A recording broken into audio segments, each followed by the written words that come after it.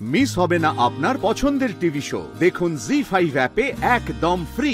দেবী, বালাহক দুটো অপরাধ করেছে। ঋষি কুমারদের হরণ করেছে এবং আপনার পিতাকে বন্দী করেছে, অর্থাৎ এই অশ্বলোকের রাজাকে বন্দী করেছে। তাকে শাস্তি দেওয়া আবশ্যক। শাস্তি তো ওকে অবশ্যই দেওয়া উচিত, কিন্তু ও কখনোই শাস্তি পাবে না। কি বলছেন আপনি?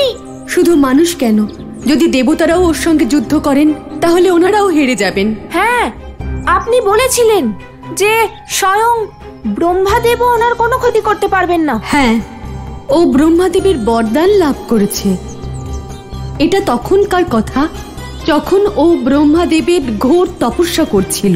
ওম ব্রহ্মদেবায় নমঃ। ওম ব্রহ্মদেবায় নমঃ।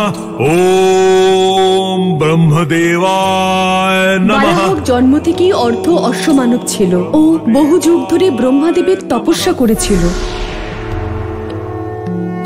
হে বালাহক,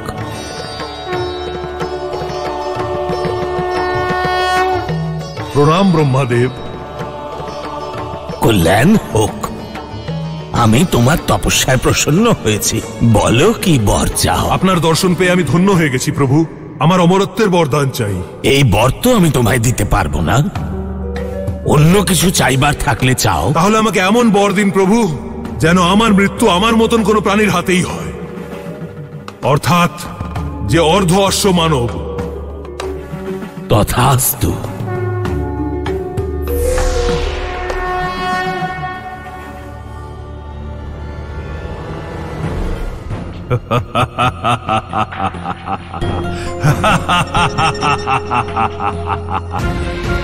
যেমন করেই হোক আমি আমার ইচ্ছা পূরণ করিয়ে নিয়েছি। এবার আমাকে কেউ মারতে পারবে না, কারণ এই সংসারে আমার মতন আর কেউ নেই। এবার আমি হব এই সংসারের অধীশ্বর।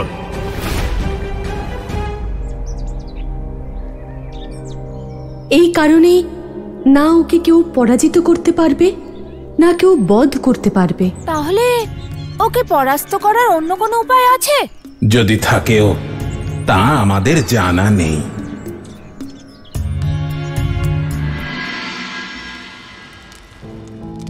রাধামা, তুমি এই যজ্ঞ করে কি ফল লাভ করবে? এই যজ্ঞের দ্বারা সংসারে যত বহুমূল্য রত্ন আছে সব নিজের স্থানে ফিরে আসবে।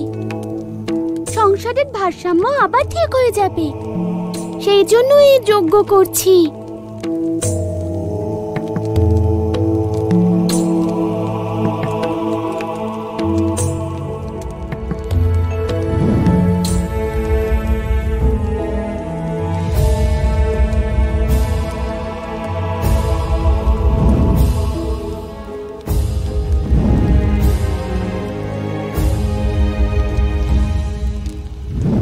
এসব কি করছো তুমি? কেন করছো এসব?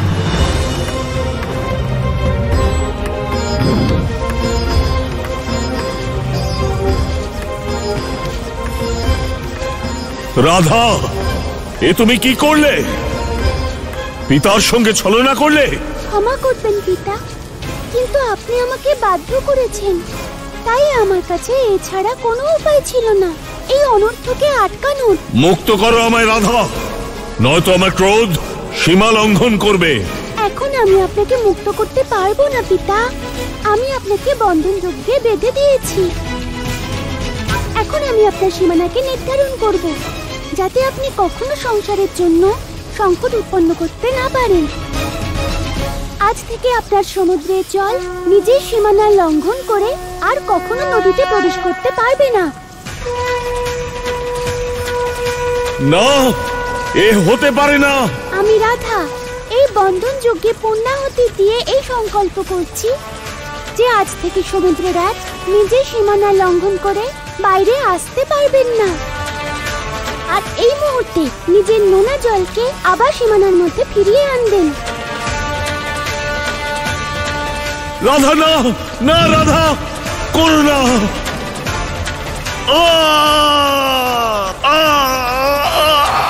আমায় মুক্ত করে দাও।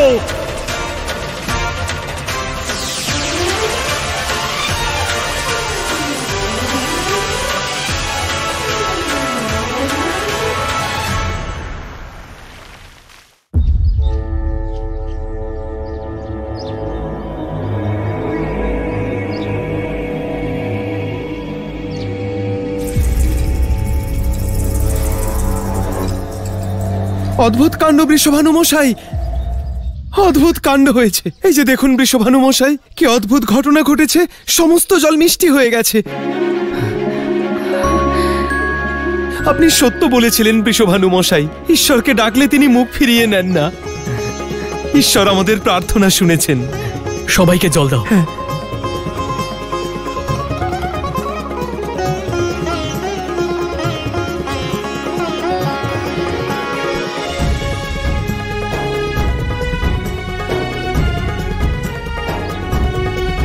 লবণাক্ত জল আবার মিষ্টি হয়ে গেছে, অর্থাৎ নিয়তি চক্র ঘুরে আবার তার নিজের বাস্তবিক স্থানে ফিরে এসেছে। সমস্ত সংসার সংকট মুক্ত হয়েছে। আমার বিশ্বাস সত্য ছিল রাধা, অসম্ভবকে সম্ভব করার এই অলৌকিক কাজ শুধু তুমিই করতে পারো। ঋষি গর্গাচার্য তোমাকে প্রণাম জানায়। কানাই, বালাহককে বধ করা মনে হচ্ছে অসম্ভব। দাদা, তোমার মুখে এমন হতাশাজনক কথা শোভা পায় না হেরে যাওয়ার আগেই। না না, হার মানছি না। সেসব তো ঠিক আছে কানাই, কিন্তু এই অশ্বলোকে বালাহক ছাড়া অন্য কোনো অর্ধমানব আর কেউ নেই। আর আমরা এই অশ্বলোক থেকে বেরিয়ে অন্য কারুর খোঁজ তো করতে পারবো না। তাহলে হলো না এই অসম্ভব কাজ? দাদা, এই সংসারে কিছুই অসম্ভব নয়, আর যে চেষ্টা করে তার কখনো পরাজয় হয় না দাদা। দেখ কানাই, চেষ্টা করতে আমার কোনো আপত্তি নেই, কিন্তু কিভাবে চেষ্টা করব সেটা আগে জানি। এই সংসারের রচয়িতা ব্রহ্মাদেব, উনি সকল প্রাণীকে সৃষ্টি করেছেন। এই প্রশ্নের উত্তরও উনি দিতে পারবেন দাদা। তাহলে কি আমরা ব্রহ্মাদেবকে ডাকবো? কানাই, এ তুই কেমন কথা বলছিস? ডাকলেই তো ভগবান আসেন, আর ভগবান কখনোই তার ভক্তের ডাক উপেক্ষা করতে পারেন না।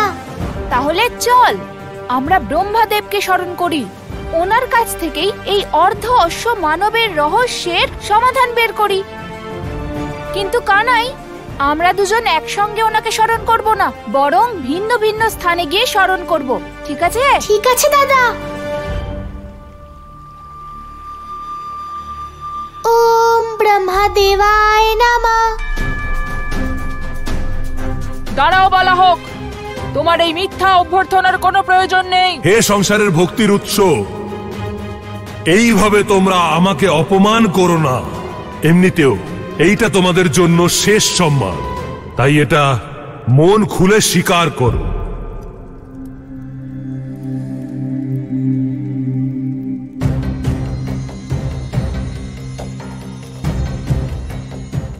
জি5 ডাউনলোড করুন আর সব এপিসোড দেখুন একদম ফ্রি।